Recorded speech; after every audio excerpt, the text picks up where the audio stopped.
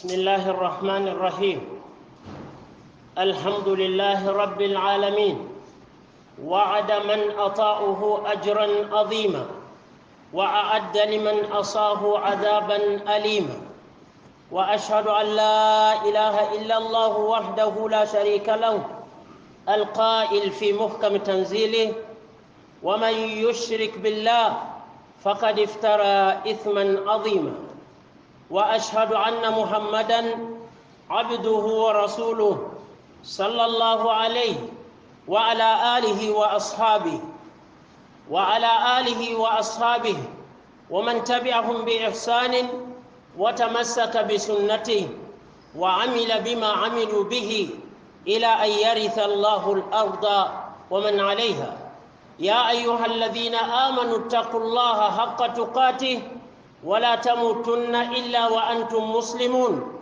يا أيها الناس اتقوا ربكم الذي خلقكم من نفس واحدة وخلق منها زوجها وبث منهما رجالا كثيرا ونساء، واتقوا الله الذي تساءلون به والأرحام إن الله كان عليكم رقيبا. يا أيها الذين آمنوا اتقوا الله وقولوا قولا سديدا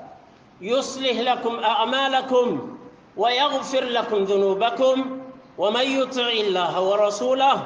فقد فاز فوزا عظيما. عباد الله،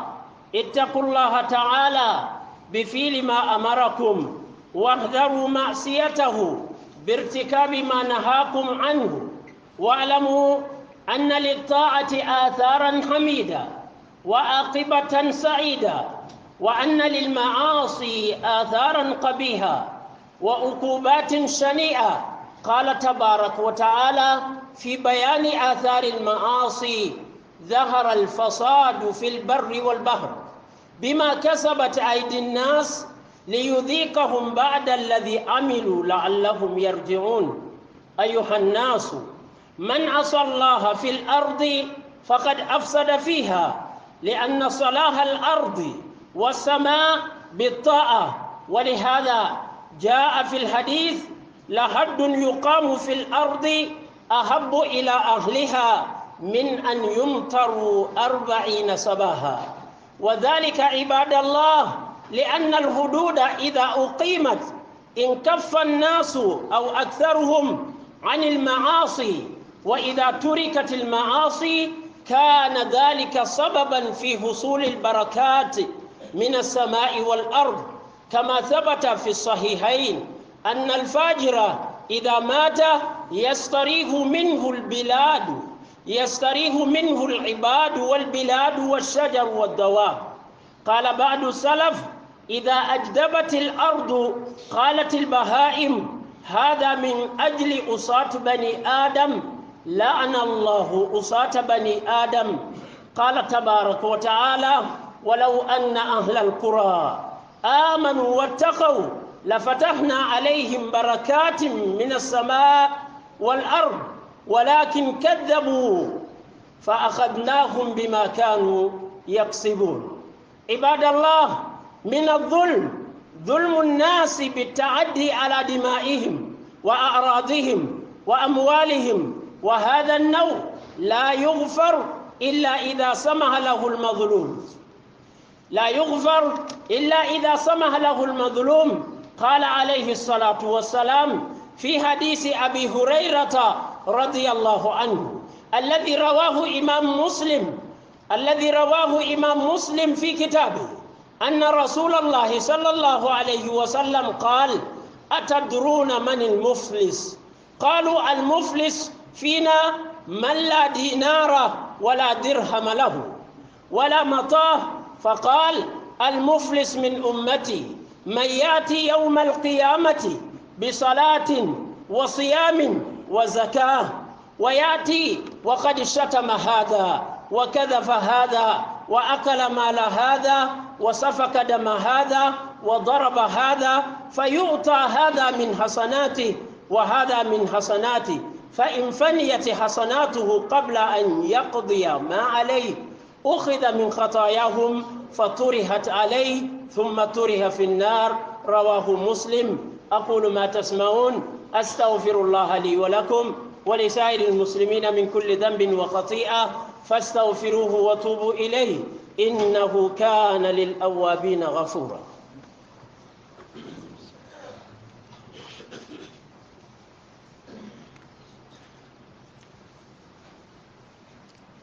بسم الله تنتوب على سبحانه وتعالى دافع البماريو أي لاهدو تاكو مول من يا نوما أبي بارا بتبا أبي جوبا دي ليلا ولمو القيامة لوتي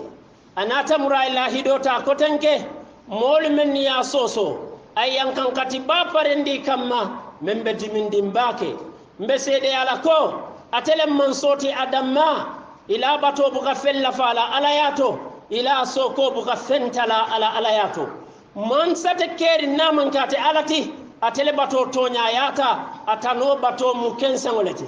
atele man soti men kumata ala alqur'ano kono ay men jindi kila kan sallallahu alaihi wasallam ako momo e fulaka fu ate alama isalo yeto nyandiri bake toñandiro men be wararin abe lankene mayarin katu yemen kafama mansayato wo mankate ala fulangoti subhanahu wa ta'ala ndankene ata fulanyanke ko annabiyo molu be toñama atele mu be labawti wala muhammad sallallahu alayhi wa sallam ala la jongole mati ala kilale mati atele yaki kadino ka futandi muslimolu ma femman tuje kila ya be futandi kabranga ya la hajjatul wada ayala hijo ke menketa ani muslimolu sarata nyola damen ako allahumma hal ballaqtu allahumma fashhad muna ala fonga futandile bang sahabal kay ko ya futandile ako mariyo yesedeya atele mukilati meya lonko atela na kola annabiyo moyate keri kilariya moyate keri momo lata kilariya mo kotenna kila kola ikafiriyata hanna telekali salindi nyin jaman kono ata fundo ba sondo modam ma kono kila la fa ala hijranin sayin sanji wilikilin sanji kemenani sanji tannani anin sabambe wala konote wasiyatale annabiyo mo nyantanale momo ya tafundi sondo mo kono ikafiriyata alama subhanahu wa ta'ala ni fata kan ibe dunnadim ba kono mbedan kenyar wakila ay koyndiro ke dinola amam fen tuje fasa koyndi dino tilibulo dino sutobe ka tilibulo be nyamen at tilibulo wobe kala nyaadi wala mukilati ni wati ndiya molbe siyar ka foko fasidano ba moye musululo aya futu molu ka soto e kawfo musululo be kewo kebulu yala telemo al mamoti ni salita koma salikense wallah kila sallallahu alaihi wasallam ala man to man taytulo soto adata meye ay musululo futu musululu njago dingolu sariyan tiyal bela landiroto e manke halala dingolti kulluha domi haramol lemuti lonnalu bela kambe ngole muti la khilafa bayna al fuqaha fi hada molu tubita kila jamanola sallallahu alaihi wasallam kedo musuktan wala batebu atubita nata kila kan anana musolibe kila kay ko musunani tombon ye woro bebula sallallahu alaihi wasallam wa hadha alhadith fi sahih bukhari do tubita mususai wala batebulu anata kila kan kila kay ko musunani tombon ye nim tolu bebula abe nani lebula do tubita kodanke musululu lebebulu kila kay ko atombon mo nani yekilimo bula faji manke kila letiba lonnalu man nyo wali amantara maliki kunda amantara dunia kitabu kilinto ibnu kudama ay même fo maliki kunda lonna balemu ay kitabo safe men siyata mujalladoti tan sabanin fen ay men safe fi feko akonna muna lonna la karola kanyososo kafoko adata le moye musunani kafella kan akonna munaje na ala karango munobe rahmatullahi alayhi modolu kadiyam wolman karangono billahi wallahi munen ni diya no ma munyinti abubakar be damen kila ka man qualify ay mo mululo ni kila be banna abubakar man tara madina fango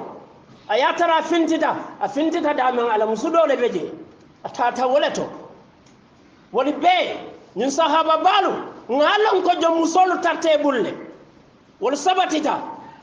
barka musola mo nano kan anamunan sabati kitabu kilingo mo e musunano ñini adingol be mu haramu dingol let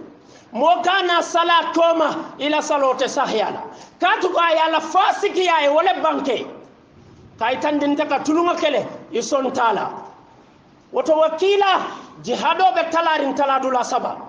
dobe je nafulo e bondi dobe je niyo e bondi dobe je alala dino koyndi haga wala jihado fango warata molu be alala dino tinya kan bake sako fan te ka tula fula tuba karandol dol kan kol ya ustaz ite ka tuba karandol attack mbal attack la al financing attack alla karango dan ka tuba bol al man dino karam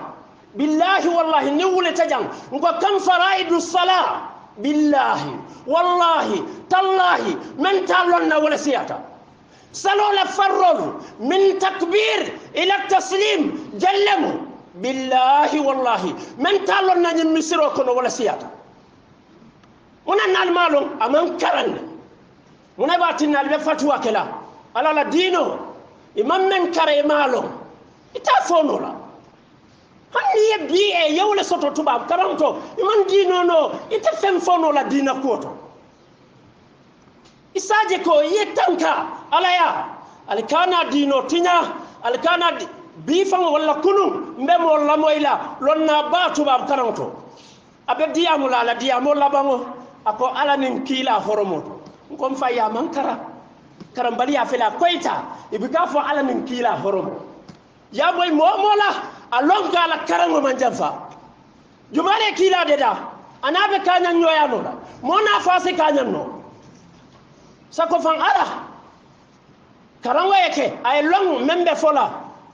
wakila le sallallahu alayhi wa sallam ay mol fatandi koja wo bema ay futandi nyala nyanta kala nyame ay amarodi ko ala talla noma ali fata ala sokoma billahi wallahi ala sokila al takairato fi dunya wal akhirah amo bayate fe nyango nyang ali yagel hanal qiyamalu hani dunya jang mendu gala soki ika hadamati ngol tonye ila bangu namuna nyinya min qadim ila al akhir kabirin nunto fokata fo jannin arabe banko ketala hadhihi sunnatullahi al jariya fil qawl walan tajida li sunnatillahi tabdila nyimo alala kuma kangolete billahi tonyandirla namunan daha dunya kon ate fakula na me daha tonyandiro sako ala tonyaw wakila ya be ko indi sallallahu alaihi wasallam momo e junube kuwa bara isalon kila e fatanda male alayhi salatu wassalam ala kalamu tako ali bara kubetola wala mu kairoti kila ali amar menna kairo kubeto anoka to hadamadi ngo bala dunia na be fala e faku afanya e betea wala mu alabato kende mati ala soko akomo bikanyinya nimmo be fala bika faku katugo anin ala soki bale fata atoja wosi tu dunia molu kono asa kala mutako na fata yankan kati babaye membe alqiyamalu ala ya fu tabaraka wa taala junube jawo molla ala soko ala siya ala yo ko inde alqur'ano kono ako afela banketa tinyaro banko tinto kan anin ba kono hada mati wol kata dawoda hada mati wol kam ma dawoda la tinyarobe je hani misiro kono do ka finti misiro kono yalla sabato tika do ka finti misiro kono yalla mobile suna sallalem hada qawlullah molu kama dawoda tinyaro katara beleto ala le ya fo tabaraka wa taala ako bari bejin tinyaro beke kan nke nenendi ko le ya do man dinela puruse hakil maya ya lonko ni muruntante ala ka wala be jaw yala ka tambinina isaje ye muruntu mobe sa kala mutako momo e ala soki ala banko kan kuma kan wala laban ke baro le laban ye banko yetti nyaro do kilinna keje kuma kan wala mbang ke baro le mbang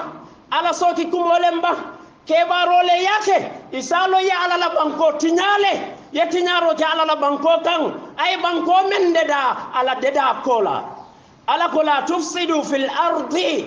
ba'da islahiha ali kana tinyaro ke banko kan na banko de daringo kola ala beteyani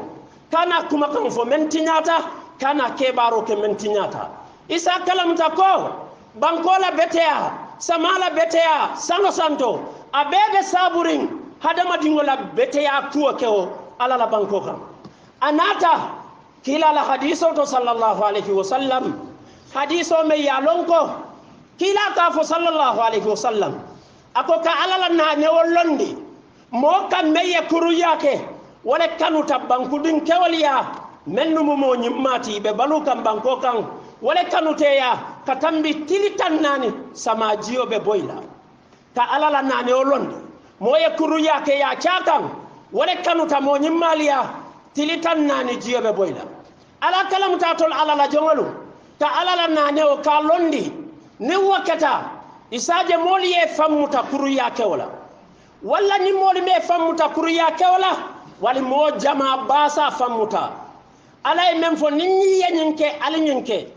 ni wakata isaje ko moli ye fammuta ala soki ku walla to mo jama ya ala soki kuwolu ya tuje ala soki kuwol men ya lon ko walla mu sababoti foka tinna ala la nemo abukana banko kan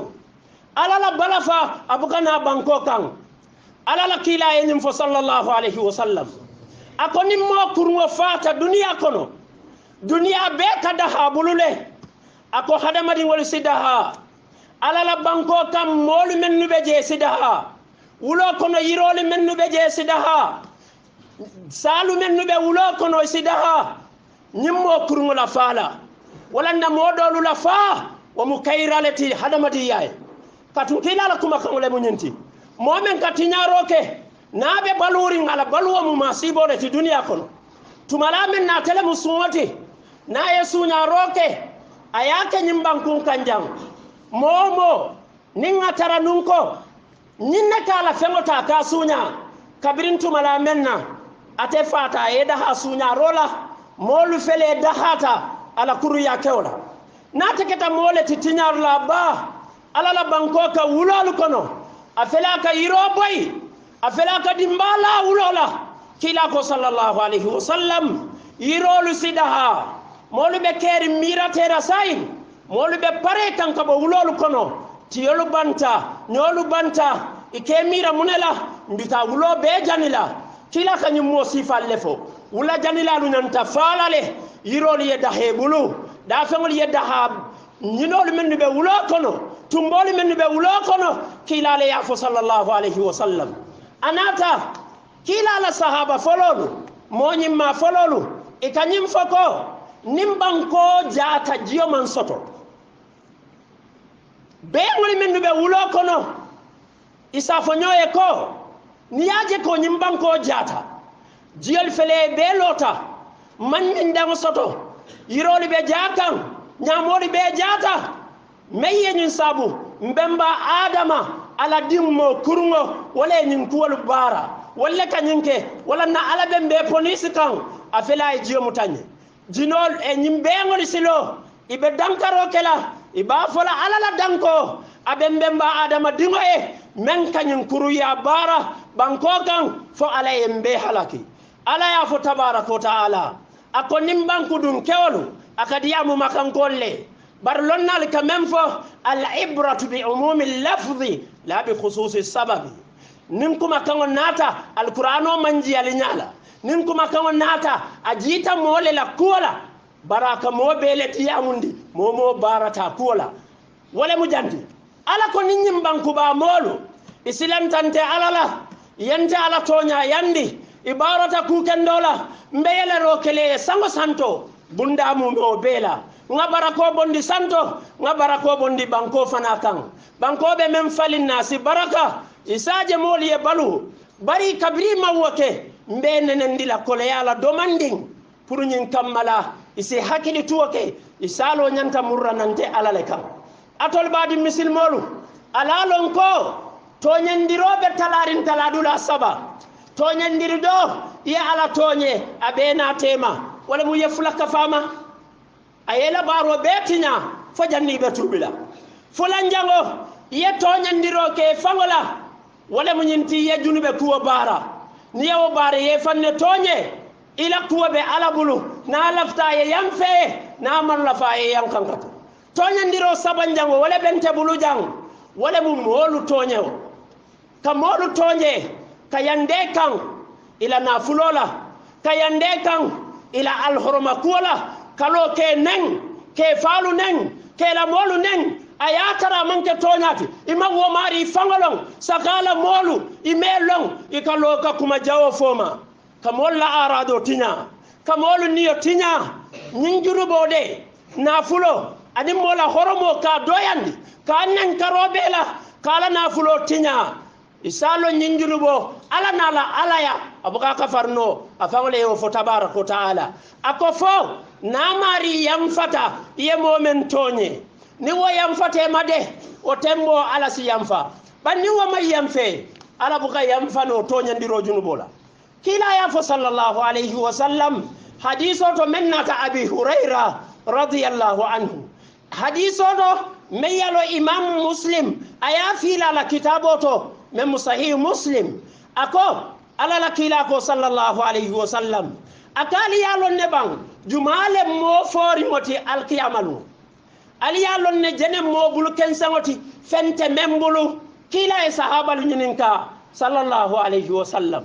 ila moyde ni be jang kabirim biye boje ni wonte fente e alqiyama inyamala dula moto kono mendiyate selela bungo kam mendiyate kumo fo mendiyate banite alqiyamalu hada qawlu an-nabi sallallahu alayhi wa sallam kila kali yalon ne jumale mo fori ngoti alqiyamalu ngo sahabal muflis wala memman ko disoto fentabu ikay ko kila nyimmo fori ngo momenti wala moti me yalon dinaro kodo hani fentabu dirhamo kodo fentabu ateman duniya dahamuran fensoto ikay ko nyine mu moti mem fota kila ko sahabal yaliye mo fori ngo aliye mem fo wonte bar mo fori wonna man tolu kono alqiyama wala mota bina anin salo jama ba abina anin sungo jama ba abina anin jaka bondo jama ba bari nyimbe kala moti membe dunna dimba kono wala mum ndiaje ngani kutubota alibota campagne ole kono mantambi karikilin aliye kuma jawolu fo nyoy alimantara nyokan ye kuma fo mola ko to londi tebuluje ya kajafi ila moy kila kamune fo sallallahu alaihi wasallam mote fenkela nin dino kono ayatara kila ma fo sallallahu alaihi wasallam nimme go be mam fo be mu zero lati mo batata ke febam nabine yala dendi kolu cikanda noma mo ndiya ke febam nabina e kuruntunan nduma 0 plus 0 0 tatun kila atemake sallallahu alaihi wasallam kila ko e ko alaihi salatu wassalam mo fori ngo alqiyamalungo wala moti meya lonko anin salo jama ba nata anin sungo jama ba nata anin jako jama ba nata barate mo jumaleti ate molu nen gambia no men ka molu nen doli beje wala ka banko bele nen aketa alima mol leti bang aketa mo ko tannati mo kilin nango sidundi dimba kono ite imam tana sako fangiye gambia bene sako faye pati yo bene men jawiyata beti yesi yo bene momo yesi wo si nenjang mo wili kilin nebeje alqiyamalu nga be mine babe jol billahi wallahi ay dimodi ngodu wasiyale mati ila qiyamis saa ya belene ibenyunu bela julo bondila ite nyun siyale nen yenyum pati mol lenen mo wili lul labeje wo mo be konto ibabe jole bala alqiyamalu nandirote dino kono mandin ka dule ka fo isiyata moti yanden ila kebaya amantara dino kono nandiro fo men mankarande nandiro mo kilin wala ka kuma kole mo soto asa fono wato men na korita alala kiti ala majeno kitabo kono moye kuru yake men jarata kuola wakola mo ma soto wala ma alqadi men meskiti la sariyonla moye kuru ya men sariyo ma fa la bute moye kuru ya men sariyo ma fa la korrabu على سبيل المثال على ما عليه من المويل البيبونا ولا مموتي كوكلو نين جونسون كوموتوجا نالو تجمباري مسول من تنبتا اياتيم باكومو نيا سمبكادي foy ba mutalele ya buse ka jenore kamoli pa komoto o mujenore la ibabula la tegallo nimmen tambita ka timpaje iba kulula kadili ba jubela mune jarata kanyum mo kurungo ninke kurungo ka daji kon fobe kuma jawole folaye fobe mune folaye wo wato len kadili ya semboso fote mu kadili ika fobe molune itake ba tantati kanne nimman jowo mun na daji kolete bari ma sembo soto yenne ke ba ma title soto ye momo nen alkiyamal ngoy ba bole bala fana kete dingoti de kuluro la karo ani wo fane manya nani wa qulu lin nasi husna hada qawlullah al kumanyim ma fo moli nendiro mu kumanyim ma aman ke woto momo e molu nen yesi wo sinen men jawyata beti siyo ka sidone momo ya dingo mo ikaye siyo la nen abayila korda kono mbe man sadani la ye muta ye soro mail tu mo kurungol la muti fitine bondilal la muti nimbankum be mu kilinnati kila ko sallallahu alaihi wasallam alkiyamal mo mawlibina ala talla be nora ba kele bala abe dundila arjano kono ibe tarra palaso to ko malaikon la palaso be nyame andu manke annabiyo moluti imanke sede fure moluti santo arabo a wulita ani hameba ako kila e sofum lana iman kuto fanye mfana ngadum nyim molu kono kila ko nyunumu mollati imam bokabila kilin ye nyokano ala kam tabaraka taala ni te musido ti yesido nen ali fuya dundali tema nyim pati kuwalu nyim molu la palasi nyino kamara ibali dam maliku yandila nimmo fata jang hani mo kilintina al kono iko kana al jubeja alte mira la ala la bar momo e nandiroke al kiyamal ngoy la baro be sitiñanole isa kala mutawanyama iba bondile ila baro to itameye molu nen o konto momenti ya bondi kila ko sallallahu alaihi wasallam ay naye molu men kaja fi ya bondi ali jalle fo nyoy kariñol mu tulungol nalle ni tate be ka tara tulungol le ni tulung kumo fo moma sariyon to kebu sabu sanyada tanse naman to nyaaya hanni musonin ko dun tabun kono kabirin so manda fo 12 o'clock ibuka fo yejeno inya meje be mun fola ibe fanjunu be bari yemen ke fo mu kende alete kuru ya barolem bari ta fo le yejeno le ni yejeno fo ma ibe problème o sotola ka tout man cda ni nya saje wala yatinna imam malik rahmatullahi alayhi abe balurin hada al atharu sahih motata musoku aba kukan wato menna abulo futata ala ngaybe dulato ako tala ma zanat hadhihi al fard asiyata nin musundi wala nyin nyaato ay tulungo men kala siyata bake abulo maranta a nyaato bala ma bondino kakata nyangonya man bondino kakata nyangonya man bondino fakuro meta kewal nata teno mo muneke da musolu hani sa ya man pareno ya fo e membe ke dolu ka alinga bulo kuntu dolu ko hanin te okela alanga imam malik kumandi kata telemu malik la yufti ahad wa malikun fil madina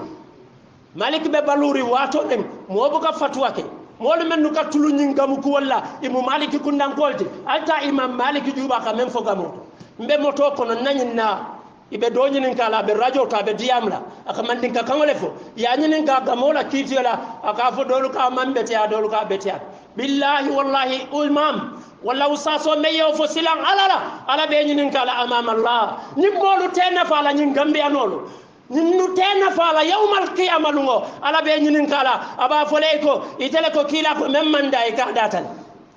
ikawoda ndi moli hanni molu bele ka kali bele ka wa matinna eda ke babora bala ke wa matinna eda kila le haramu yandi sallallahu alaihi wasallam afata te keri nimma dahibul arba mota hakilo te diala yakkan la mole kono iko walleya dawla fatimiyya walla le gamo satida fatimiyya yalo molo buka karangolem yolu kata karam to ibkano billahi wallahi ni karam fengol no ke ba nyaani no e wati dulale soto inyanta mo buna lale banana ala kola ala ko wa in jahadaka ala an tushrika bi ma laysa laka bihi ilmun fala tuti'huma wa sahibuhuma fi dunya ma'ruf wallahi haniba aye forose ke dundi kuto dino man so menna ala ko kana fanyim bikam wayba kawa kuyata imam malik nata ya faya ko e nying ay muso tumile kaka jenoke amangoke ala busa nyada tanse ala wole fo ya bute busa nyada tanse o sita jatoma abulo bota furenga ibobala ala la kuma kan fela lota ni te kafu mumeo ite wolu tumi jeno la mo jelle be oto ite la baro bante te man fennate ala ya saloni sungo den jako ay mala ali keku molu nengol to mimbaro kan momo ka molu ne mimbaro keku momo ka molu kaja fi keku kaja fi roto kana lafi moli ya lafila ineti ni mennu mu kukilinti ika dolu ka kuma foma mente songoto o manyankela hada madi o nyanta insaf le sotola molu fota wala al insaf wala mu tonya hanna be lari fanka ya fo tonya nyinem ngam moje ba folanye ngabunya atata police abakilim fakilin nyoni modun tanyola ya kumandinam police kabran nata man kuma senka akoye kon ninyin denta bakilim fakilin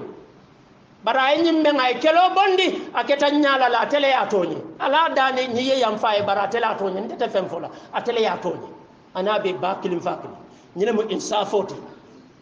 kana ta'assubo ke te musimenti anna man tara tonya kuwo ke ko be ibe wala kela iba fasala ibe futala alame ibe dankula jahannamo kono inyaabe talla malale sabanjango asigeno kutumo idamfa sabanjango molu men kana fulo dom ika mola na fulo dom inabe do kudulale ike fan smart ndi la londo ya domo alkiyamalu e ba jola ibe bondila salole to iba bondila sungole to momo e banko be la kododom minister ani minister tano ite sato be la kodole dom ite tafola kodole dom moliyeta do go ya kododom ibabe jola alkiyamalu kodi dun teje nyimbarol lebeje wotali ke ku nyola kodi domoto aliyo fana kalamuta alikana nyola kododom ali kene jelle wafi nyoma jang kenome wafita aliya wafi kotanke tayeta police ibenyin kitiyol le taraje kena killing awafita mo nanima awafita mo luluma awafita mo fulama mo kilingol le ka obewa fali malon ko yawma yaqumun nasu li rabbil alamin ali be dantela ala nyaatilingola alqiyama lungo momo be lola ala nyaatilingola mote tarrenin ala tema kali kanju ila baro be nata wa kullu saghirin wa kabirin mustatar kundi mankuba ya be nati alqiyama lungo altenyi lungo mira la bang ali murunyo kan do fana nata kila ko sallallahu alaihi wasallam do yana akoye ala mbenna fulo folajam akakuma ya bake moye mola na fulo tinya ya samba police yeta amanta mitili fula la police ol yabula police ol yeke kubelo la ala nyatilim police ol kanyim moy ya moy dawda moye mola na fulo tinya sanji tanga be tubabudu sunoba fakan wallahi esiya duladol ka fenti kawlo hadamadi ngol ka wuli somanda ikala fi jala mutale be ka ke sumna ya kammala ibike sumna doko mabe tubabudu ibadi mabe tubabudu akakodo kine ka bedomo ikala na fulo tinya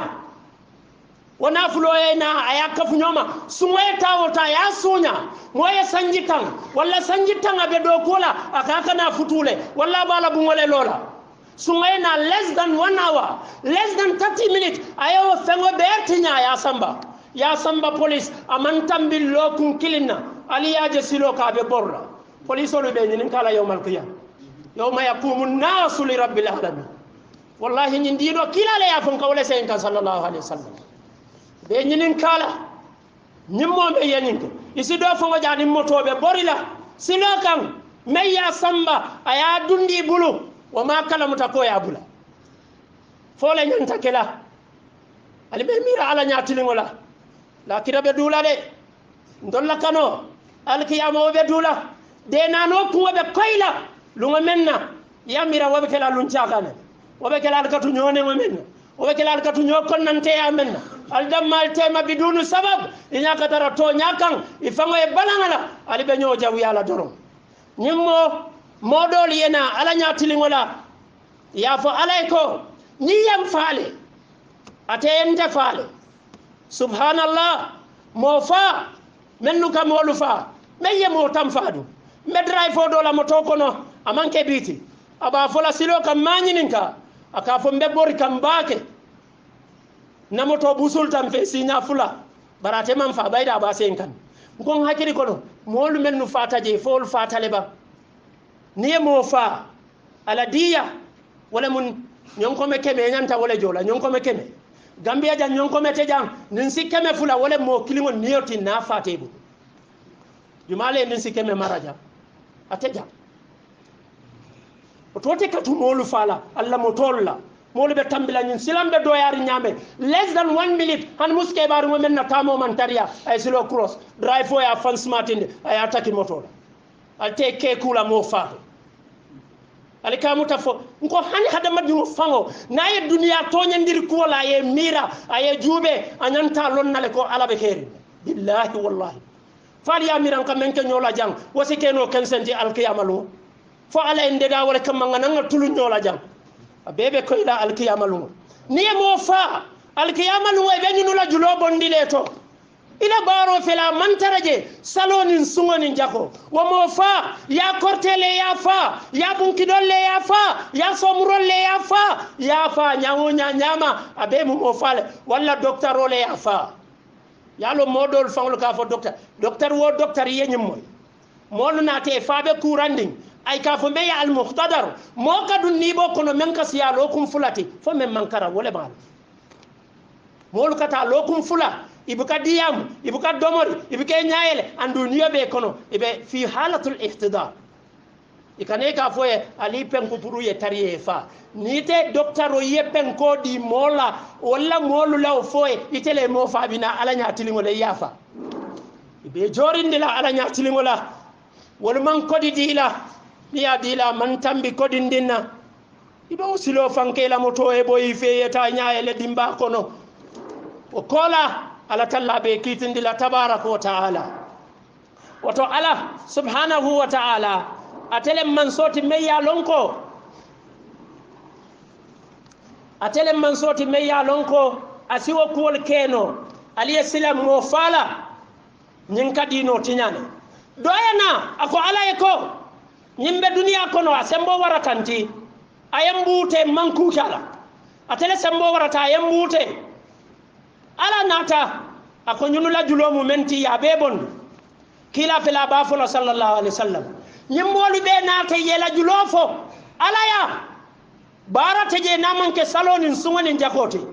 yewadi nyimmolu la kabrai mennu neng ay mennu kajafi ay mennu nana flotinya ay mennu niyafa ay mennu bute ya di sila la baro be banta salo banta sungo banta jako banta molu be lorin juloma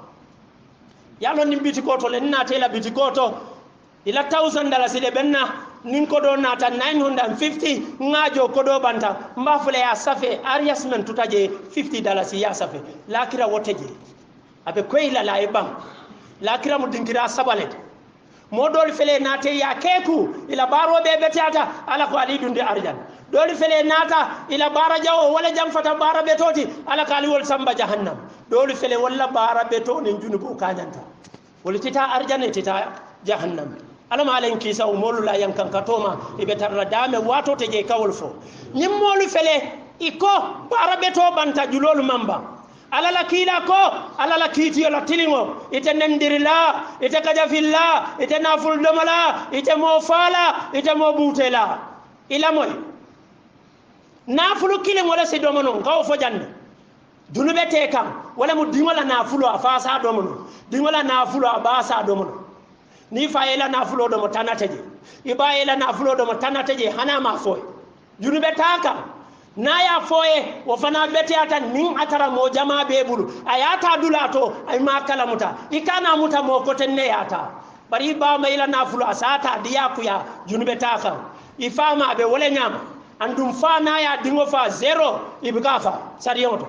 fa ya dingo fa ibikafa ban nindi ngo ya fa ibafa ale fala quality jube kila le ko fo sallallahu alaihi wasallam na ya dingo fa tele ya wulu ita fala ibaballa la kewda manena wala na campagne wato wal tambitale dolu fama nyol sangara tan tata dulado to ngoni yalo fama sangara ta futata o dulati ba dan nabite fala ye fa ken senke bulanu ya fay bay be pati yo men to mbewle to ni dun ta bok sokon fo ba nyaadi yatale anyaaye je ba jolo nadami molu fanglu man hakili e hakidore bukati ya wala na molu ka kuyani ni wonte ntemu korete nim famate kuyala nyinna ntem musuti nin kete kuyala nyinna be damen to mbita fayla jenke man kuno ta makalamuta bari nata kuyala bari hakili kuya anim faham baliya wala kan ñu be sabu molum kila ko sallallahu alaihi wasallam yani mol la julolu banta mol la julo man bangala ibe junu bole bondila nyim moluka mennu la julobe nyim mola